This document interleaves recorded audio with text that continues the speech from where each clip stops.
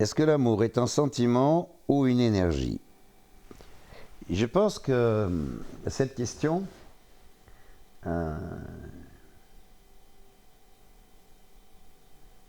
c'est une question qui peut apparaître très simple, mais qui en réalité va peut-être nous permettre de clarifier quelque chose.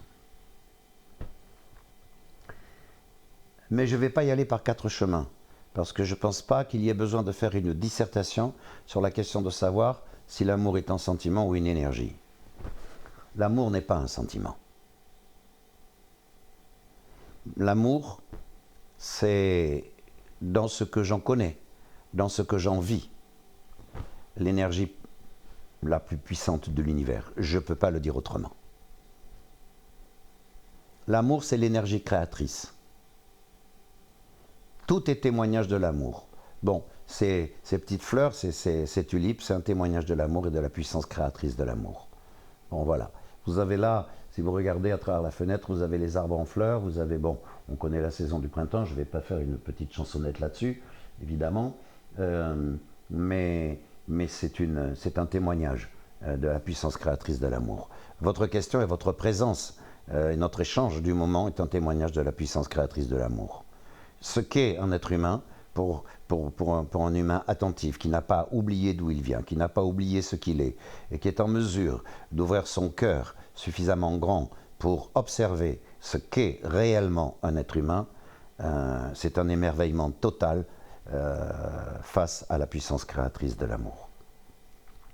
L'amour, c'est une énergie colossale, je ne peux pas le dire autrement, parce que je ne crois pas qu'il existe, en tout cas à ma connaissance, d'énergie plus puissante que celle-là.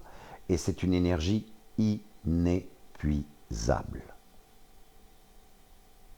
Là, nous avons peut-être la possibilité de nous poser certaines questions, qui sont des questions qu'on ne pose pas en ce sens, mais beaucoup des énergies que dévore avec une voracité qui aujourd'hui va commencer à poser de sérieux problèmes, les énergies que dévore l'être humain, qui pour vivre a besoin d'énergie, que ce soit le pétrole, que ce soit le gaz, que ce soit toutes sortes d'autres d'énergie, que ce soit aujourd'hui la lumière du soleil, que ce soit toutes ces énergies en comparaison de l'amour sont épuisables.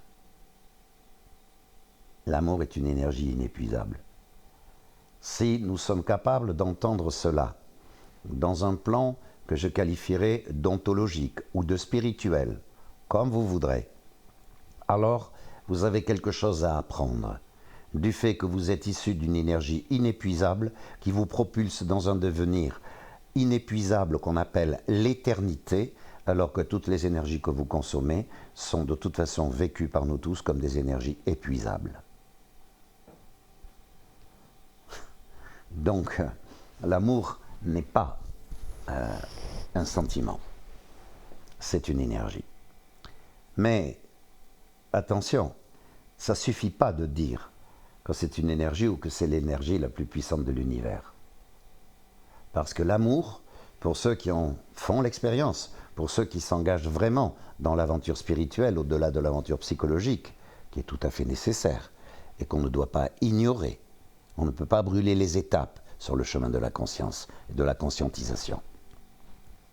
L'amour, au-delà du fait donc d'être l'énergie la plus puissante de l'univers, d'être une énergie inépuisable, l'amour, c'est ce dont nous sommes issus. C'est ce dont est issu le vivant. Si vous comprenez bien ce que je suis en train de vous dire, cela veut dire que tout obéit à la loi de l'amour, car l'amour, c'est la loi. Si vous bafouez, et que vous bafouez dans la continuité de l'existence humaine, en tant qu'être humain, la loi de l'amour, alors il ne faut pas vous attendre à des gentillesses de la part de l'univers dans lequel vous vivez.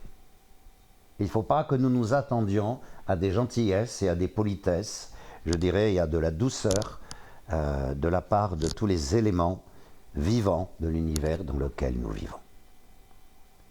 Bafouer la loi de l'amour, c'est nous condamner à la souffrance et à l'autodestruction.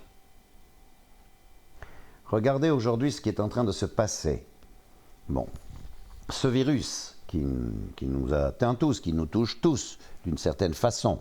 Bon, ce virus, en réalité, c'est un révélateur, et ça je l'ai déjà dit, c'est un révélateur qui a la particularité d'abord d'être universel, au plan en tout cas de la vie terrestre. Voilà, hein, il touche tous les pays, tous les peuples, il n'a pas de frontières, lui. Ok ? Bon, il est universel et il permet effectivement une réflexion, un recul et une prise de conscience de beaucoup de tous les dysfonctionnements de la société humaine sur cette terre. Il nous permet de voir les dégâts de la voracité, les dégâts de l'avidité, les dégâts de l'égoïsme, la monstruosité de l'individualisme, la folie meurtrière de la mégalomanie humaine.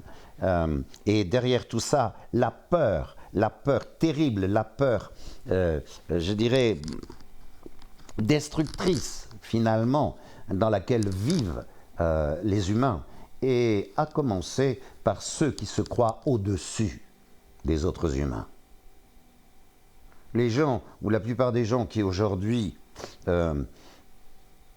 disent ou l'ont dit qu'ils gouvernent la planète, regardez avec un peu d'attention ce qui se passe, et je crois que nous avons de plus en plus l'impression qu'ils ne gouvernent rien du tout, en dehors de satisfaire leur désir de pouvoir, leur désir de toute puissance, leur désir avide de possession, de satisfaire leur voracité et leur avidité. En dehors de ça, je ne crois pas qu'ils gouvernent grand-chose.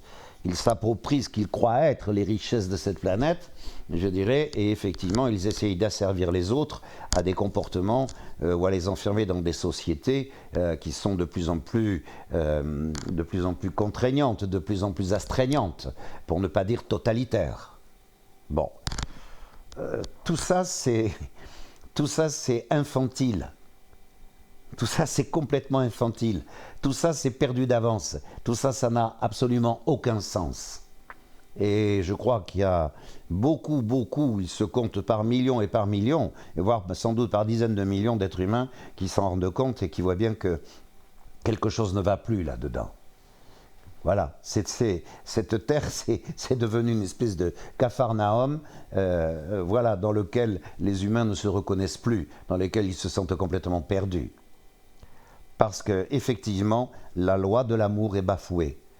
La plus grande souffrance de ce monde, ce n'est pas un virus quel qu'il soit, ce n'est pas les épidémies de grippe, de sida, de la peste noire ou de je ne sais trop quelle autre grippe espagnole. Non, la plus grande souffrance de cette humanité, c'est le manque d'amour. Voilà. Vous comprenez, quand vous savez, je n'ai plus exactement le chiffre en tête, mais je sais que c'est énorme, le nombre d'enfants qui meurent de faim ou de maladie par seconde sur cette planète, c'est effrayant. C'est effrayant. Bon. Mais en même temps, ça dit quelque chose, ça nous montre quelque chose. Ça nous montre qu'un monde sans amour, c'est un monde qui ne peut pas se survivre à lui-même. Il y a un point d'observation que je voudrais faire quand même.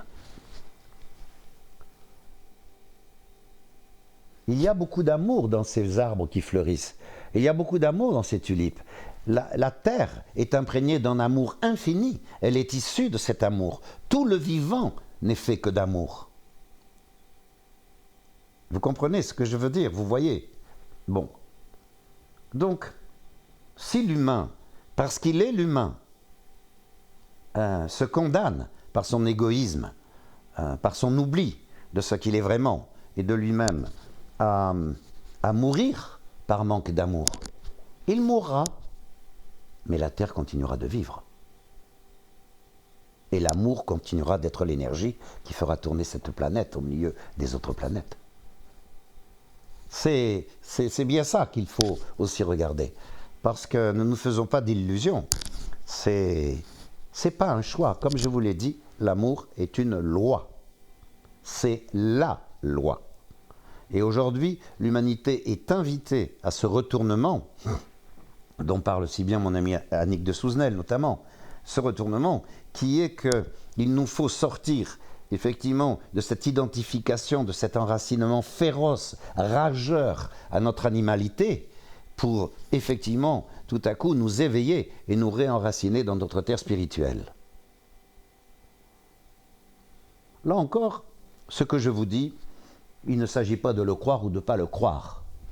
Il est certain que ceux qui vivent ce retournement, par rapport à une question que vous posiez précédemment, vivent déjà dans un autre monde et dans une autre humanité. Voilà. Mais sans l'amour, nous ne sommes rien. Absolument rien.